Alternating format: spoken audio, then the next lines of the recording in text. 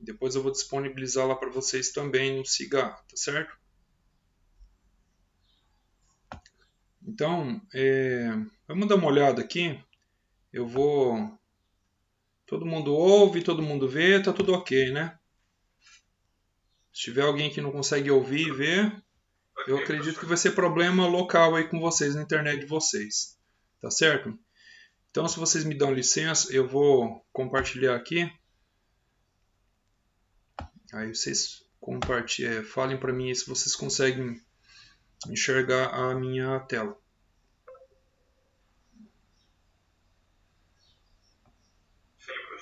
Sim, tá ok, né? Então vamos lá. Mas antes, antes de chegar aqui no material da aula, eu vou colocar aqui para vocês verem que eu postei na semana passada alguns vídeos que eu já tinha gravado, porque essa disciplina já foi ministrada na turma anterior. Tá, então aqui a gente começou lá no dia 30, né, com a webconferência, vocês participaram, bacana, eu gostei disso, todo mundo participando, interagindo, tá? Aqui na aula de número 1, no dia 31, daí eu já postei então os vídeos gravados, porque assim ficamos combinados de acordo com as normas então passadas pelo que foi definido pela Pró-Reitoria de Ensino, né? Que seria 25% do conteúdo em webconferências, então o que daria aí, na soma, matematicamente falando, 1 hora aula por semana, né? Como nós temos 2 horas aulas por semana, foi acordado entre a gente que na segunda teríamos webconferência e que na terça eu postaria então os materiais escritos e os conteúdos gravados. Tá certo, gente? Foi combinado isso, né? Então, a partir disso, daí eu postei aqui no dia 31 que ocorreu exatamente na terça-feira, né, no dia seguinte, na nossa primeira aula. Então, daí eu coloquei aqui aula 1, 1.1, aí eu coloquei aqui um mercado, né? Isso tudo baseado no capítulo 1 do livro do Varin, que é o livro indicado pelo curso, o conteúdo que a gente está trabalhando, né? O princípio da otimização e do equilíbrio, mercado, que daí a gente trabalhou a demanda e também o preço de reserva, tá? A oferta e equilíbrio de mercado, depois entrando nesse conteúdo da estática comparativa, monopólio e discriminação de preço, eficiência de Pareto. Daí mercado, preço de reserva, oferta e demanda, que foi o segundo encontro que tivemos, tá? Que foi na semana passada, na segunda-feira, que alguns colegas falaram que no calendário letivo de vocês aparecem como feriado, sendo que o feriado foi na terça, né? Eu fiquei sem entender o porquê que para mim apareceu como dia letivo aqui. Por isso que eu fiz a live e postei o conteúdo. Mas tudo bem. Oi?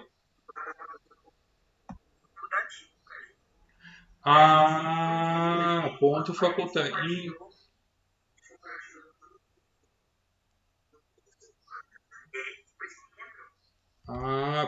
Só que ponto facultativo não significa feriado. Ponto facultativo significa que o professor, fica a critério do professor ministrar o conteúdo ou não, né? E isso tem que ser acordado com os alunos. Como eu não sabia, porque para mim aqui apareceu como calendário letivo, eu fiz a live normal, né?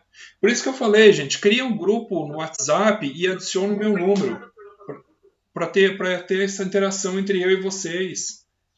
Porque senão eu não fico sabendo. Oi? Ninguém me adicionou. Não, verdade. Eu tentei entrar por aquele link e não deu certo. Agora eu lembrei, tá? Ó. Aí o número, ó. Adiciona, fazendo favor. Adiciona aí que daí eu já aceito, por gentileza. Tá certo?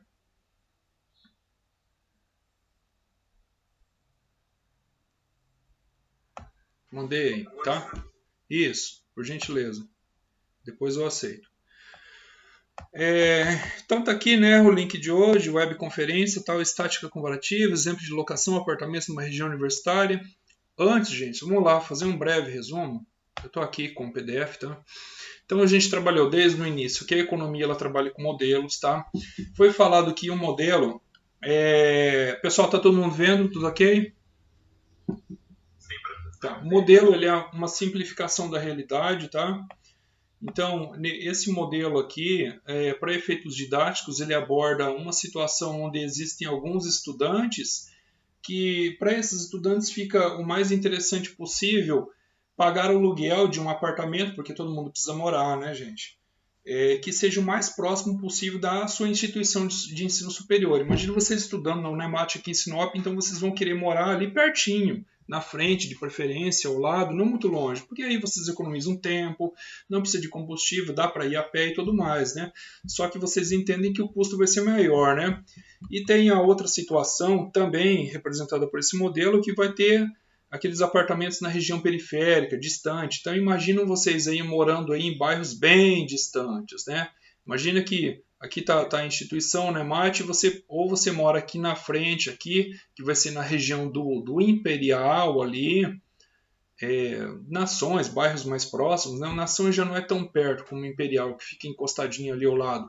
Ou você moraria numa região bem periférica, e você pode colocar bairros aqui, por exemplo, com Maria Vindilina, Dauri Riva, Oliveira, você colocaria, sei lá, outro extremo aqui, bairro Celeste, Jacarandás, mais longe, então você pagaria talvez um aluguel mais inferior, valor menor, só que você teria custos com deslocamento e tudo mais.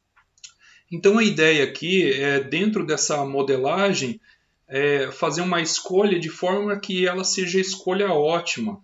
Tá? Eu não gosto de utilizar a palavra perfeito, mas que seria a melhor escolha, a escolha ideal em termos de alocação, né? A gente falou então sobre alguns princípios, né? Aqui fala sobre o princípio da otimização e do equilíbrio.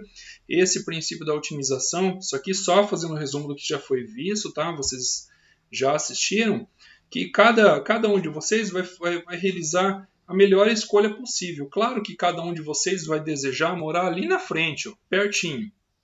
Tá? Imagine que vocês vão no chão, vocês vão querer a arquibancada, vão querer lá, como que chama lá, onde fica bem em frente o palco, lá o camarote, é isso? Vocês vão querer ficar ali pertinho, vai ter um custo maior? Vai. Mas todo mundo vai querer sempre escolher o melhor. Isso se chama princípio da otimização. Só que o princípio da otimização ele vai estar limitado a alguns fatores, algumas regrinhas. E lá para frente, no próximo capítulo, a gente vai trabalhar a restrição orçamentária, que daí já entra em questão aí como fator limitante o dinheiro que você tem disponível, no caso, para alocar esse apartamento. Tá? O princípio do equilíbrio ele vai falar que a oferta e a demanda elas vão se ajustar até o nível de preço de forma tal que não vai sobrar muitos apartamentos ali para alocar. Esse negócio que a oferta ela se iguala à demanda, agora deixa eu ver vocês aqui, ele é mais por princípio didático, né? Quando você pega aquele gráfico de mercado, onde na horizontal você tem a quantidade, certo? A quantidade dos produtos ou serviços que estão ou sendo ofertados no mercado ou demandados e na vertical você tem os níveis de preço, né? E aí você vai ter, como simplificação, um cruzamento das duas curvas, né? A curva descendente, negativamente inclinada, é de demanda. Por que ela tem esse formato? Porque ela está relacionada ao preço, tá? Quanto maior o preço, menos produtos vão ser vendidos. Por quê? Porque para as pessoas comprarem, elas dependem do quê? Do dinheiro que está disponível para aquisição daquele determinado bem ou serviço. Preço mais alto, você fica limitado em comprar, a sua capacidade de compra ela diminui, tá?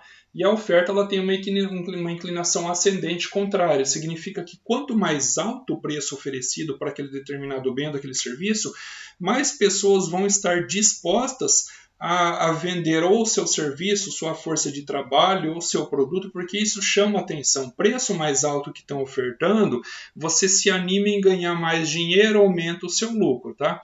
É por isso que essas curvas elas têm essas inclinações, tá?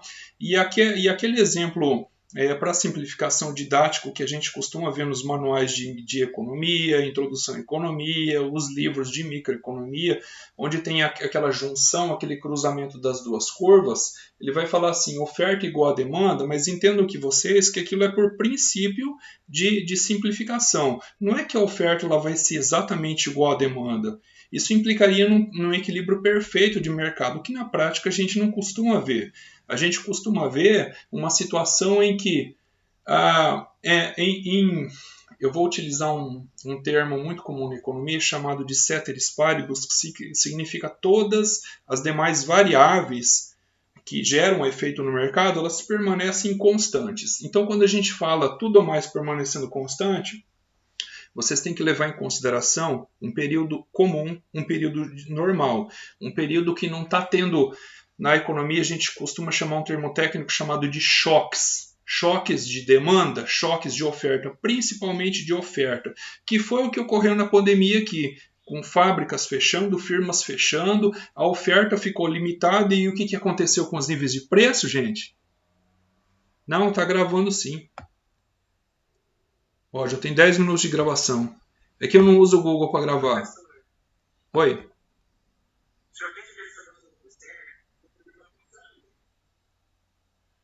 É que é comercial.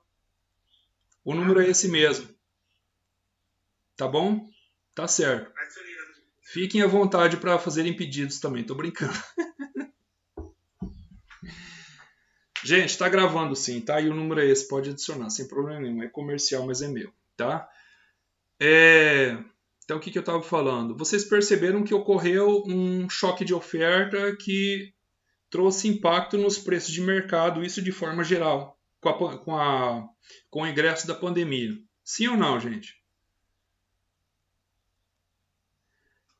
Sim ou não, gente? Interajam comigo? Então tá. Isso trouxe uma situação de desequilíbrio de mercado, tá? Mas tirando isso, essa situação de desequilíbrio de mercado, imagine um tempo comum. Num tempo comum, o que a gente vê? A gente vê uma oferta parecida com a demanda. Não é que as curvas se cruzam perfeitamente. Significa que assim não vai nem faltar e nem sobrar muito produto assim na prateleira do supermercado. Para citar um exemplo bem didático, tá? Mais ou menos o que vai sendo comprado, consumido pela sociedade, vai sendo reposto ali simultaneamente nas gôndolas, nas prateleiras do supermercado, tá? Isso significa equilíbrio de mercado, oferta igual a demanda. Não é que exatamente igualzinho, não vai sobrar nada. Não, tem lá um nível tolerável lá de produto lá que vai sobrar um pouquinho, faltar um pouquinho, beleza, tranquilo. Tá bom, gente? Então, só por efeito de simplificação. Então, o princípio do equilíbrio reza que a oferta vai ser igual à demanda, né? Então, a demanda é o que? A demanda é a compra, certo? Contrariamente da oferta, que é a venda. E a demanda ela está limitada ao preço, tá? Aqui ele fala de um tal de preço de reserva, tá? Só estou fazendo um resumo, recapitulando o que já foi visto, tá? O preço de reserva, o preço máximo que cada um de vocês pode pagar. Se ele supõe um preço médio de R$500, é porque tem gente que paga R$500, tá? Alguém de vocês vai pagar R$500 por aluguel desse apartamento, né? Isso aqui é um exemplo antigo, tá, gente? Vamos reajustar esse preço aí para valores atuais. Mas vamos utilizar o exemplo do livro aqui, se bem que lá está em dólares, né? Mas nem todos vocês vão ter os 500 para pagar. Alguns de vocês vão ter apenas 490. Então, os primeiros apartamentos vão ser alugados a 500. Depois, alguns outros a 490. Beleza, mas aí pouca gente tem 500 e pouca gente tem 490. Mas muitos de vocês têm 480. Vocês estão entendendo? Aí alguns apartamentos vão ser alugados a 480, tá? A gente vê que 480 está mais ou menos aqui no meio, né? Seria mais ou menos um preço médio. Vamos colocar que isso aqui seria mais ou menos um preço de equilíbrio. Ou seja, a maioria dos apartamentos vão ser alugados por preços que ficam ali entre 500 a 480. Então aqui está a curva de demanda e a curva de oferta vai estar mais ou menos aqui nessa região. Mais ou menos aqui ocorre, digamos aí, um cruzamento entre elas. Tá? Então a curva de demanda ela vai ter justamente esse formato negativo descendente, justamente por quê? Porque nem todo mundo vai ter a mesma restrição orçamentária, tá? Algumas pessoas vão ter menos dinheiro para pagar, existem outras, o dinheiro que a pessoa tem disponível, ele não está sendo utilizado, alocado somente para a locação do apartamento, mas para outras prioridades também, tá? A curva da oferta, como já foi falado, ela vai ter uma inclinação contrária, mas nesse caso específico da oferta dos apartamentos, deixa eu descer aqui, ó. Isso aqui eu lembro que foi falado em aula passada também, na live passada, ela vai ter esse formato vertical, ela não vai ter aquele formato ascendente. Nesse caso em específico dos apartamentos, eu expliquei o porquê, mas eu vou recapitular, é que assim, não é do dia para a noite que você consegue construir um apartamento para alugar, gente. Demora. Então isso significa que no curto prazo, para algumas situações, a curva de oferta é fixa. Tá? Por exemplo, vamos falar aqui da indústria automobilística. Vocês perceberam? Eu não sei se alguém de vocês, o pai de alguém de vocês, comprou carro por esse período agora da pandemia. Mas se isso não aconteceu, pelo menos vocês ouviram falar de algum amigo, algum colega, algum conhecido que fez o pedido de um carro e a vinda estava programada para 120 dias. Ocorreu isso, gente? Vocês ficaram sabendo?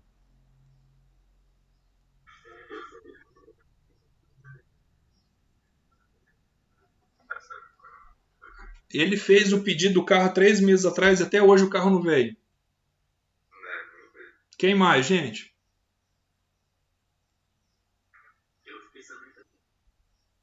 Mais alguém?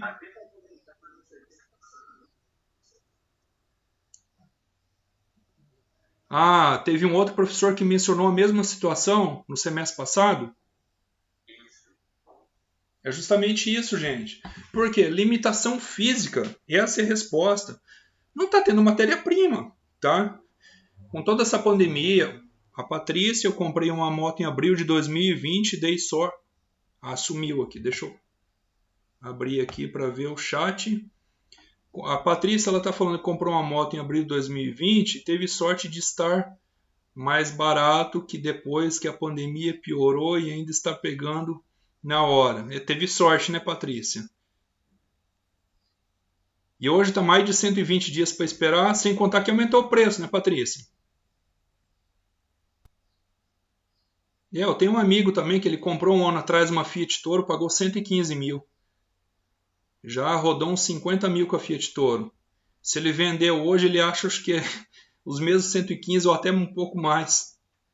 É isso aí, gente. Por quê? Choque de oferta, tá? Essa pandemia trouxe uma situação atípica. Você comprou por 11 e hoje ela tá 16 mil. Olha aí, ó.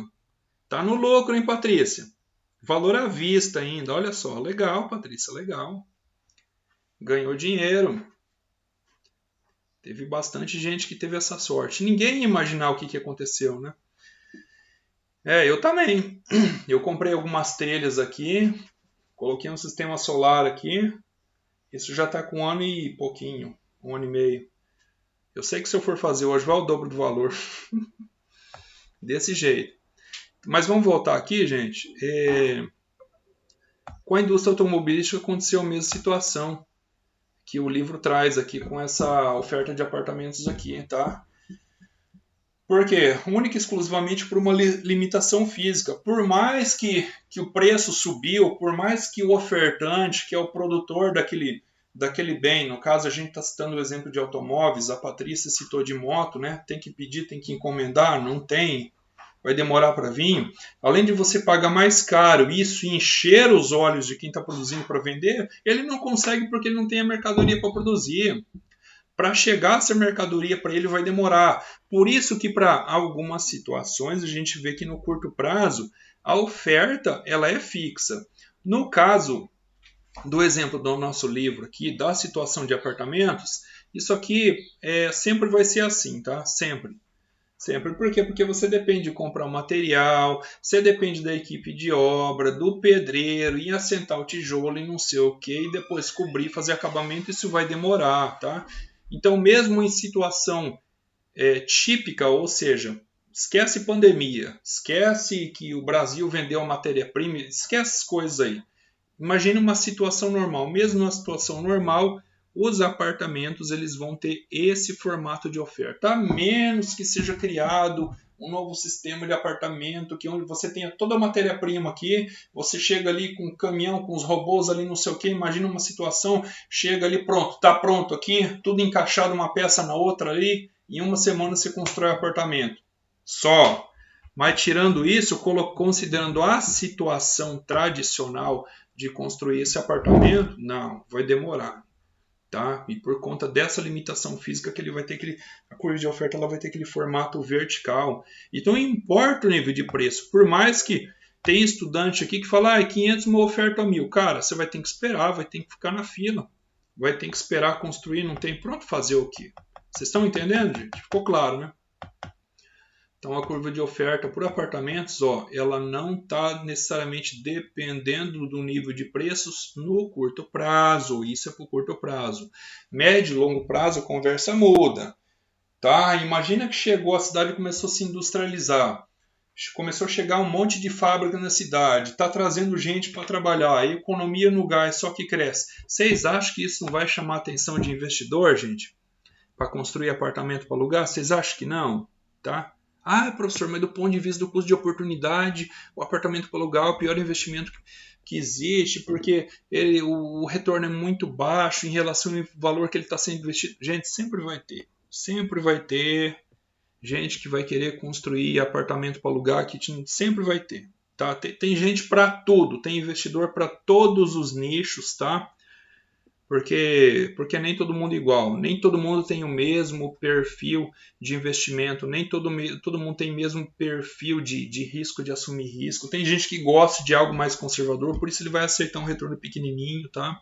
Mas o que a gente tem que entender é isso, que, vai existir alguma situação, alguns fatores que vai trazer mais investidores, eles vão querer colocar mais apartamentos, só que eles não vão conseguir fazer isso no curto prazo, eles vão colocar no longo prazo. Então, assim, no curto prazo a gente vai ver esse formato para a curva de oferta, mas que no longo prazo, passado alguns meses, a gente vai ver que essa curva de oferta ela vai ser deslocada, para a direita. Poxa, a gente está vendo que está tendo mais demanda. Hoje você tem essa demanda aqui, esse quantitativo de pessoas querendo alugar apartamentos, né? E está relacionado aos apartamentos disponíveis, mas está chegando bastante gente para estudar, a cidade está desenvolvendo, hoje tem curso de medicina e não sei o que, tem bastante gente na fila, e isso vai fazer os investidores crescerem o olho. Aí eles vão querer sim colocar mais apartamentos disponíveis, só que para isso eles precisam de prazo. Isso a gente vai conseguir ver do médio ao longo prazo. Aí do médio ao longo prazo, essa curva que está aqui em S, ela vai se deslocar para a direita, onde a gente vai ter uma outra curva aqui nessa região, tipo S', por exemplo. Tá certo? Falam aí para mim se vocês estão conseguindo me ver e ver a tela também. Está tudo ok? Tá certo, né? Beleza. Vai ter uma situação monopólio, isso aqui eu coloquei lá em vídeo gravado também, e eu peço que vocês assistam, tá, gente? Peço que vocês assistam, porque como nova regra da Pró-Reitoria de Ensino lá, eles estão cobrando frequência de vocês, tá? Não é comigo, não consigo atribuir frequência, falta nada disso, é tudo automaticamente pelo SIGA. Vocês têm que ter uma frequência mínima lá, certo? E ele está observando lá participação aí de vocês, acesso a esses vídeos, então assistam os vídeos, até porque é material de avaliação aqueles vídeos, né?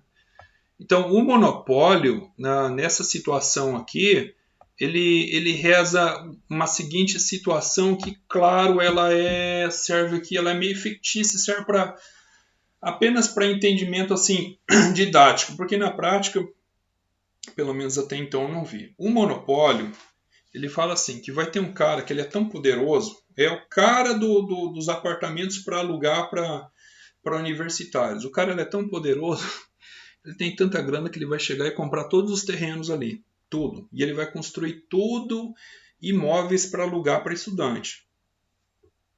É uma situação didática, conforme falei. Na prática, isso aí é bem difícil, para não falar praticamente impossível de acontecer. Mas imagina uma pessoa que só ela que é dona dos apartamentos ali. Tem um outro apartamento que é de um outro cara, ele vai lá, não, quanto que você quer? Eu compro. Pronto. Ele não deixa ninguém ser dono dos apartamentos, é tudo dele. Cara, se é tudo dele vai ficar difícil, né? Por quê? Porque daí ele vai começar a praticar discriminação de preço. O que é isso, situação de discriminação de preço? Voltando lá naquele gráfico que a gente já viu, deixa eu voltar aqui novamente. Aqui, ó. Que ele vai... Só que aí o cara ele tem que ter um pouco de malícia, porque ele vai ter que dar um jeito de, pelo menos, conhecer por alto aquilo que seria o preço de reserva de cada um de vocês, né? Ele consegue esses valores exatos? Não, mas ele vai ter alguma maneira de conseguir identificar valores que seriam próximos à capacidade de pagamento de vocês, tá? Então ele vai chegar aí pro, deixa eu ver aqui, deixa eu escolher um nome que ele vai chegar pro Christian. E ele sabe que o Christian precisa de um apartamento para alugar ali pertinho da Unemate, e ele sabe que o Christian ele tem quinhentão no bolso para pagar de aluguel. Você acha que ele vai pedir R$490 pro Christian, gente? Não, né? Se ele sabe que o Christian paga os 500, ele vai pedir. O Christian chega, quanto que é ali? O apartamento fala, é 500. Ah, faz por 490? Não, é 500. Porque ele sabe que o Christian vai pagar os 500. O que é isso, gente? Discriminação de preço.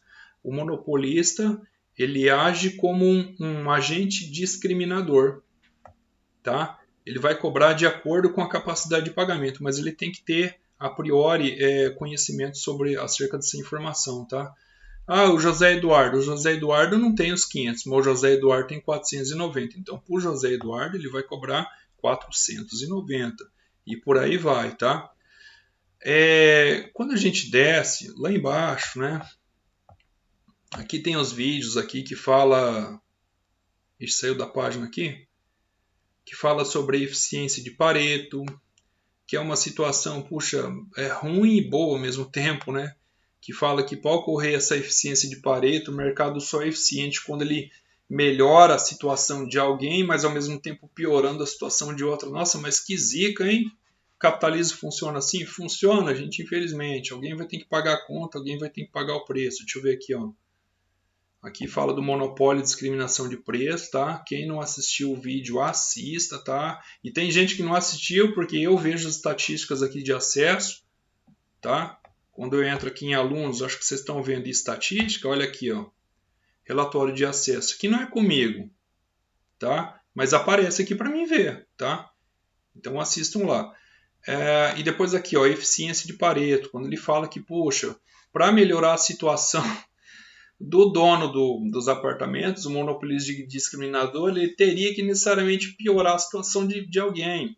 Ou seja, ele poderia chegar lá no Christian e ofertar o apartamento, perdão, por 490, mas ele não vai fazer isso, tá? E de repente por 490 seria uma situação que já, digamos assim, remuneraria o proprietário desse apartamento no custo de oportunidade. Se é que vocês estão conseguindo me entender. Alguém sabe falar para mim o que é custo de oportunidade? O que vocês entendem sobre custo de oportunidade? Isso, Sérgio. Mais alguém?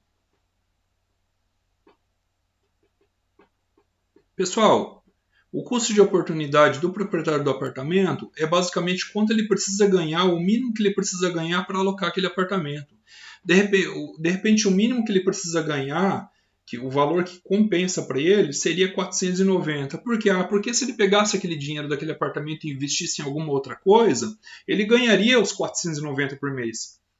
Tá? Então, esse negócio de custo de oportunidade, ele está relacionado a esse processo de abrir mão, de escolha, de tomada de decisão, tecnicamente falando em economia, e vocês já viram, creio eu, lá no primeiro semestre, Introdução à Economia, nos manuais de economia, uma expressão chamada trade-off. Já viram? Trade-off? Trade-off significa o quê? A escolha. Tá relacionado à escolha, com certeza. Tá? Traduzindo ao pé da letra, trade significa troca, significa negócio, né? É inglês, né? Trade, a gente fala trade aqui. Em inglês é troca, é negócio, né? Que nem os carinha que opera índice futuro todo dia na bolsa. E vou fazer um trade. O que ele está fazendo? Ele está fazendo um negócio, ele está fazendo uma troca. Tá? É isso. Off significa desligado, tá? Perguntar para os gurizão aí, com certeza vocês já tiveram um carrinho de pilha, né? Sim ou não? Eu já tive quando era criança. Embaixo não tem um botãozinho escrito on, off? Tem ou não tem, gente? Sim. On significa ligado, off significa desligado. Beleza. Trade significa negócio. E off significa desligado? Professor, quer dizer que para mim fazer um negócio, eu vou ter que me desligar de alguma coisa? Cara, você vai ter que fazer uma escolha. O dono do apartamento, caramba, ele não tinha uma outra possibilidade de investir o dinheiro dele que não o apartamento para alugar? Ou a única maneira de ganhar dinheiro é construindo a kitnet para alugar? Com certeza. Tem outras formas. Com certeza, é assim que funciona, claro que sim. Ele poderia colocar esse dinheiro numa renda fixa da vida, num tesouro IPCA, não sei lá das quantas lá, de forma que ele ganhasse aqueles R$ 490 por mês. Mas não. Ele não quis deixar o dinheiro lá no banco, na mão do governo, porque o cara ele tem um pé atrás, ele não confia. Lembra que eu falei para vocês que investimento deriva de perfil de risco e nem todo mundo é igual? E graças a Deus por isso, né, que as pessoas são diferentes. Porque senão ia ter uma coisa só, não ia ter graça. Ia faltar produto e mercadoria no mercado. Então o cara ele vive das kitnet, ele gosta disso. Só que ele não é besta. Ele sabe que ele poderia deixar o dinheiro lá no banco lá a juros e ele ia ganhar R$ 490 por mês. Mas ele sabe que na kitnet, olha só, o cara é malandro, malandragem. Ele sabe que na kitnet ele pode pedir 500 porque o Sérgio Henrique paga os 500, o Christian paga os 500, o Arthur paga os 500. Estão entendendo, gente? Para ele fazer isso, ele teve que se desligar do dinheiro investido lá no banco, lá no Tesouro Nacional, no governo federal, no Tesouro IPCA, não sei lá das quantas, no fundo imobiliário, na ação de uma empresa e por aí vai. Ele não gosta de nada disso.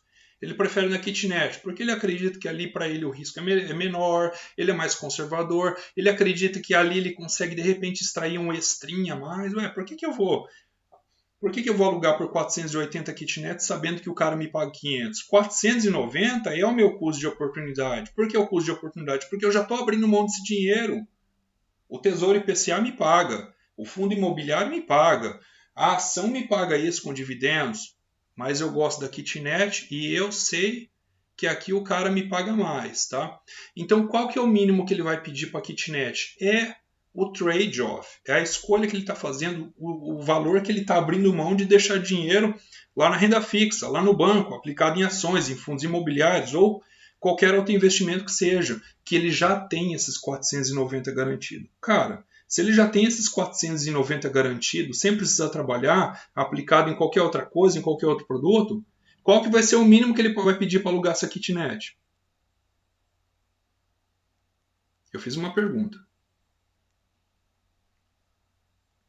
Se ele já tem os 490 garantido, aplicado lá no banco, qual vai ser o aluguel mínimo que ele vai pedir, o valor mínimo para alugar essa kitnet?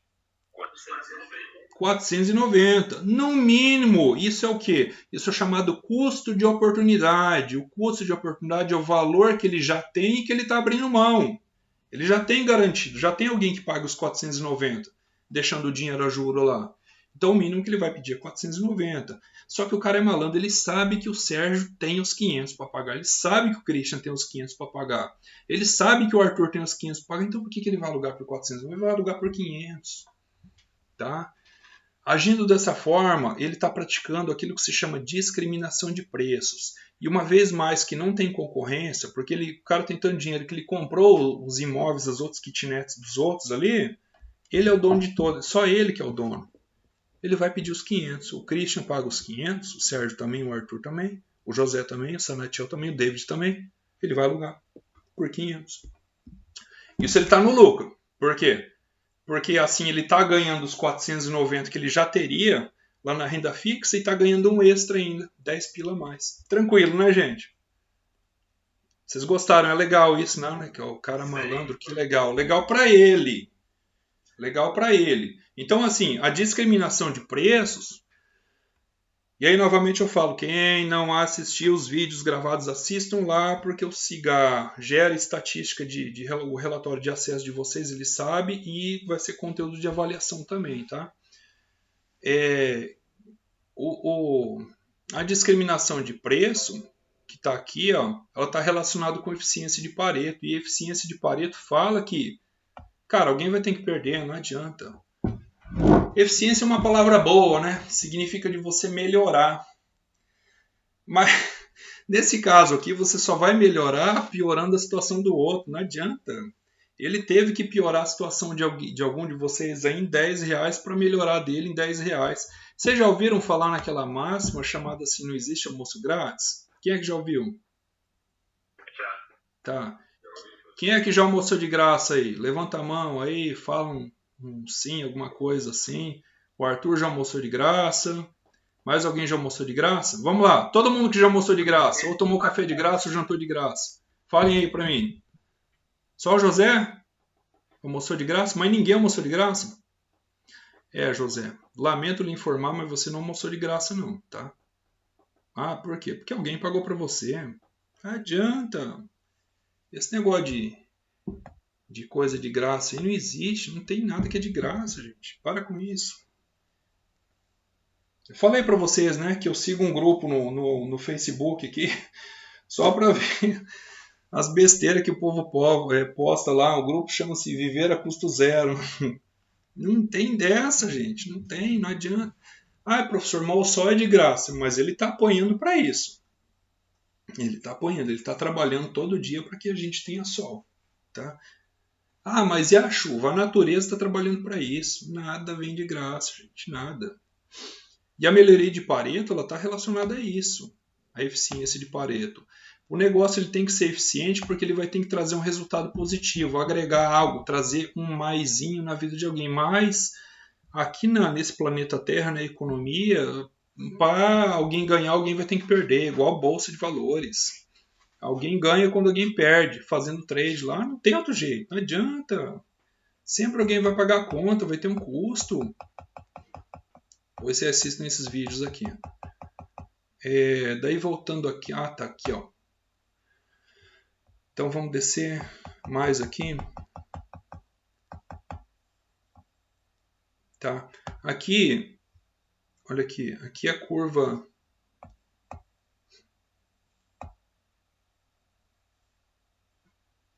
Ó, se todo proprietário capaz de cobrar esse P com asterisco, ele vai encontrar inquilino. Esse P com asterisco, gente, significa o preço de equilíbrio. Professor, o que é o preço de equilíbrio? Deixa eu falar para vocês. O preço de equilíbrio é aquele preço que quase todos os apartamentos estão sendo alugados. Tá? Não está sobrando apartamento, sobra um ou outro. Quando sobra, né? É o preço que as pessoas estão aceitando pagar. A partir do momento que começa a sobrar apartamento, o mercado entrou em desequilíbrio. Existe, claro, que eu já falei e torno a falar, uma quantidade lá que é assim, tolerável, né? No mercado imobiliário existe um negócio chamado tempo de vacância. O tempo de vacância é o tempo que o apartamento ele fica vazio, sem alugar, tá? E eu posso falar para vocês com base na minha observação, porque de frente para minha casa aqui tem uma esquina que o proprietário ele construiu 4 apartamentos, isso já tem, eu acho que uns 15 anos ou mais. Ah, mas tem placa ali de aluga-se que ele coloca? Tem. Volta e meia está entrando inquilino e saindo inquilino. Mas eu nunca vi um apartamento aqui ficar desalugado por mais de uma semana. 3 dias, 4 dias no máximo e já chegou o dono dele. Isso é o tempo de vacância. Ou seja, existe uma quantidade aceitável, tolerável ali de apartamentos que vão ficar desalugados, mas não fica por muito tempo. Ah, e se ele ficar por muito tempo? Como eu já vi, já acontecia, é uma situação atípica, onde o proprietário está pedindo um valor muito superior à capacidade de pagamento, né, das empresas. Capacidade de pagamento é aquele valor assim que, vamos falar assim, muito injusto, aquele valor que está fora do normal, da realidade, as empresas não estão dando conta, ou até que dá, mas não compensa para as empresas, e aí, por esse motivo o apartamento vai ficar desalugado. Tá? Mas tirando essas exceções aí, o mercado ele vai sempre tender o equilíbrio quando ele se encontra numa situação semelhante a essa que eu falei do meu vizinho aí. O apartamento ele fica desalugado quando sai o inquilino, mas ele fica desalugado por 3 ou 4 dias. Logo vai encontrar o dono dele. Por quê? Porque o preço que está sendo ofertado desse apartamento é um preço de equilíbrio. O preço de equilíbrio é um preço assim condizente com a realidade econômica e financeira dos inquilinos. Se é que vocês conseguem me compreender. Que vai ser esse preço com esse asterisco aqui, ó. Tá?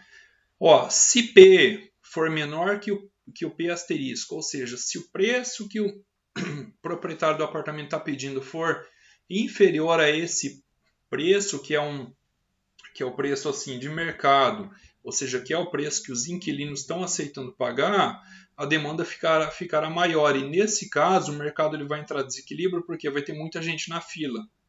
Vai ter além de todos os apartamentos da cidade serem alugados, vai faltar apartamento. Vai faltar apartamento. Porém, a curva de oferta ela não vai se alterar.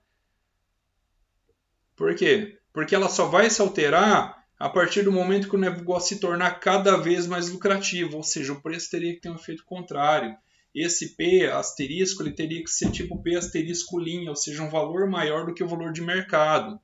Ah, professor, mas isso acontece? Sim, existem algumas situações aí que fazem com que isso aconteça. E eu já falei e torno a falar. Por exemplo, de repente a cidade estava parada, mas de repente o negócio começa a fluir. Vem a Universidade Federal e traz 10 cursos, vem uma outra instituição, vem uma outra aí, uma outra faculdade que traz curso novo, curso de aviação, curso de piloto, aí outra traz curso de medicina, curso de estética, outros cursos, aí começa a vir um monte de empresa para cá, começa a trazer gente para trabalhar, mão de obra qualificada lá da região sul e sudeste, de repente abre essa ferrovia, essa ferrogrão aí, e o negócio começa a desenvolver, dinheiro começa a entrar. Pode falar, São Michel.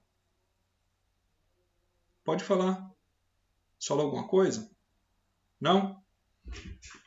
Então existem as situações onde, poxa, a cidade começou a melhorar em diversos aspectos, a grana começou a correr, isso está chamando, aí novos cursos começam a aparecer, chama a atenção de muito estudante que vem para cá, que o pai tem condição de pagar, não importa o preço, mas ele paga, mas ele quer que o estudante esteja morando ali pertinho da universidade, tá?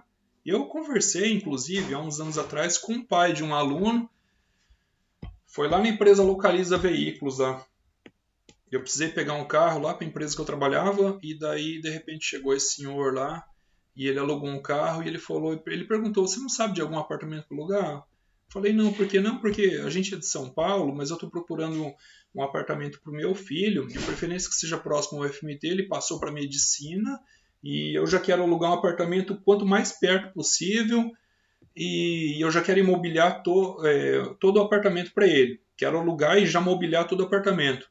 Eu falei, mas que preço o senhor está procurando? Ele falou, não importa o preço. Eu não estou preocupado com o preço. Eu vou desse jeito. Eu não estou preocupado com o preço. Tá? Vocês acham, gente, que isso não vai chamar a atenção do investidor? Do cara que gosta de ganhar dinheiro com aluguel de kitnet para estudante? Claro que vai. Claro. Tá? Ele vê que é uma situação que existe o P asterisco, que é o preço de equilíbrio, só que existe um outro P, tipo um asterisco linha, ou um P2 asterisco, ou seja, um preço maior que o preço o preço vigente de mercado, mas que tem gente interessada em pagar esse valor maior, e isso vai, aos poucos, começando a atrair novos investidores, que vão comprando terreno e construindo mais apartamentos, e aí, claro, por que eles fazem isso? Porque eles sabem, né, diante da possibilidade de oferir um lucro maior, cobrar um preço mais alto. Isso acontece perfeitamente. Só que não é do dia para a noite que isso vai acontecer, por conta daquela limitação física que eu já falei para vocês, tá? E aí nesse caso a gente vai ver um deslocamento da curva de oferta para a direita, tá? Então, digamos que aqui está S, né? No curto prazo vai continuar sendo S, né? Porque tem que esperar construir os apartamentos. Mas no médio ou longo prazo ele vai se deslocar para cá, ó, sendo S'. Por quê? Porque o P já não vai mais estar aqui. Tá? Inicialmente tem um monte de gente oferecendo um preço maior. Opa, estão oferecendo preço maior. Espera aí que eu tenho um dinheiro guardado aqui, eu vou comprar esses 2 terrenos ao lado aí, eu vou construir um prédio aí para alugar para esses estudantes aí. E aí com o preço mais alto, a curva de oferta também ela vai se deslocar para a direita, tá? Então a curva de oferta ela tá sim relacionada com o preço, tá? Preço mais alto, maior oferta de produtos. Preço mais baixo, menor oferta, porque o que incentiva uma pessoa a colocar um produto no mercado ou a sua mão de obra no mercado à disposição dos consumidores, tá? É a possibilidade de ela oferir lucro. Quanto maior for esse lucro, essa possibilidade de oferecer um lucro maior, tá? Tanto maior será a oferta, tá? Então o monopólio já foi falado, a situação aqui, ó, imagina, né? Todos os apartamentos fossem de um único dono aí, né, um único proprietário, haveria sim uma situação de monopólio. Ah, tá aqui, ó, a curva que eu queria mostrar para vocês. É essa aqui, ó, tá?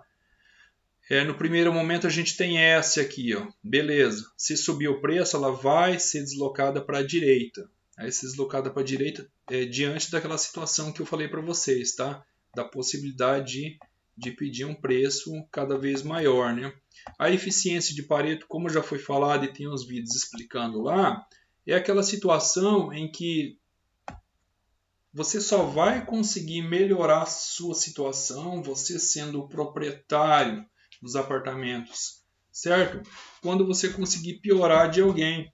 E aí no final do capítulo ele pergunta, puxa, qual que seria a melhor situação? Bom, depende. Se você olhar para o proprietário dos apartamentos, a melhor situação para ele é a situação que vai maximizar o lucro dele, porque afinal de contas, os apartamentos são uma empresa dele, são um negócio dele. E toda empresa existe porque ela visa lucro, tá?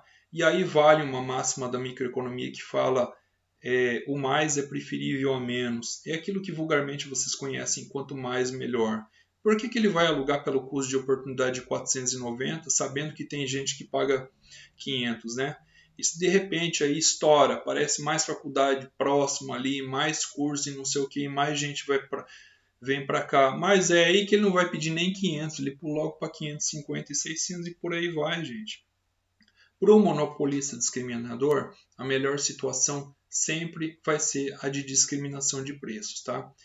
Ah, mas e para quem aluga? Para quem aluga seria uma situação que ela não é típica, mas que, claro, na teoria precisa abordar isso, que seria o controle de preços, né? Só que aí teria que ter intervenção do governo. O governo ele chega, tá lá no final do capítulo, depois vocês leem, né? O governo ele chega e vai falar assim, cara, você não vai poder cobrar mais que isso não, é isso aqui, pronto. Poxa, isso é zica, hein? Você acha que se isso acontecer e o governo chegar e começar a fazer esse controle de preços, vocês acham que a pessoa vai se sentir motivada a continuar empreendendo nesse segmento? Ah, eu consigo alugar por 600, mas o governo vem e fala que eu tenho que alugar por 350, pô? Claro que não. Aí é que entra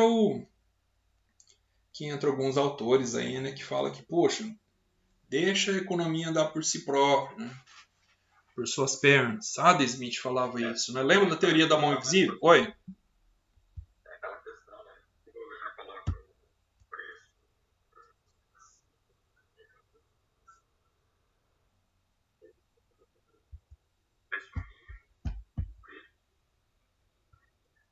Mas é 600. Isso.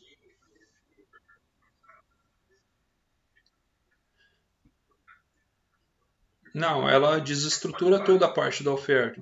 Principalmente quando a diferença de preço é gritante, como a gente acabou de situar nesse exemplo. Puxa, seria R$ 150 de diferença, vamos colocar aí praticamente um terço do valor, é muita coisa.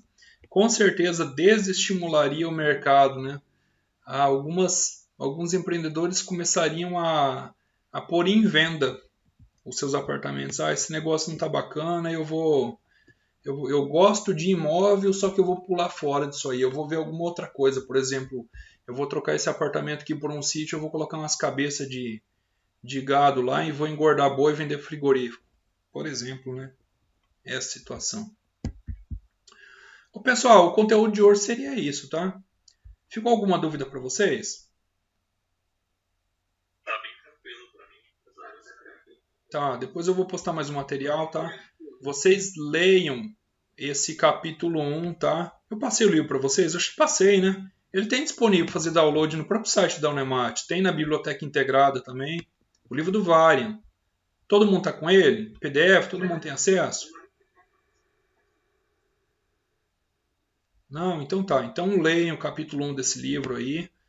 Tá todo esse conteúdo que eu falei ali. Claro que lá tá de uma forma assim, com aquele texto enorme, tá? Mas é bom ler também. Então assistam os vídeos, leiam esse conteúdo também. E daí depois eu vou colocar lá algumas perguntinhas para vocês. E daí eu já vou dar sequência no capítulo 2, que trata sobre preferências. Tá bom, gente? Ok. Tá? Me incluam no grupo lá. Obrigado pela presença e pela participação de cada um de vocês. Deem um puxão de orelha nos colegas que não assistiram, que não participaram dessa live aqui. E avisem eles que o Siga A agora está como espião de vocês. Para ajudar vocês. Tá bom, gente? Obrigado aí. Tenham um excelente dia. Tudo de bom para vocês. Se precisarem de mim, estou à disposição. Pode mandar mensagem. Tá ok? Um abração. Tudo de bom. Tchau, tchau.